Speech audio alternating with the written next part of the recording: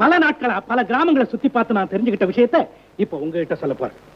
தாழ்த்தப்பட்ட இனத்தைச் சேர்ந்த உழைக்கும் வயது வந்த பல வாலிபர்கள் தங்கள் இளமை, வலிமை, நேரம் அனைத்தையும் அர்த்தமில்லாத காரியங்களில் ஈடுபடுத்தி பாழ்படுத்திக் கொண்டிருக்கிறார்கள்.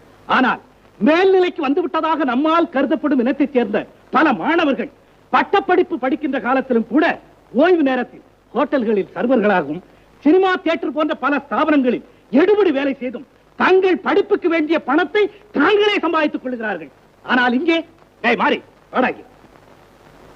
தெளிஞ்சு போச்சா? ஒரு நாளைக்கு 3000 ரூபாய் கூலிக்கு அறுவடை செய்ய மறுத்தனி உன் கூட இன்னும் 4 வாலிபர்களை சேர்த்துக்கிட்டு ஒரு நாளைக்கு 8 அணா வரும்படிக்கு நண்டு பிடிச்சுக்கிட்டு இருந்தீங்களா இல்லையா? ஆமாங்க. கேட்டுக்கிட்டீங்களா? இது மட்டும் இல்லையா, இன்னும் பல வாலிபர்கள் அங்கே கும்பல் கும்பலா உட்கார்ந்துகிட்டு ஏட்டுக்காசு சூதாட்டம் ராப்பகல்னு தெரியாம ஆடிக்கிட்டு இருக்காங்கய்யா. குறை எங்க இருக்கு? முன்னேற முடியுமா? குழந்தை, நாங்க செஞ்சது தப்பு தாங்க.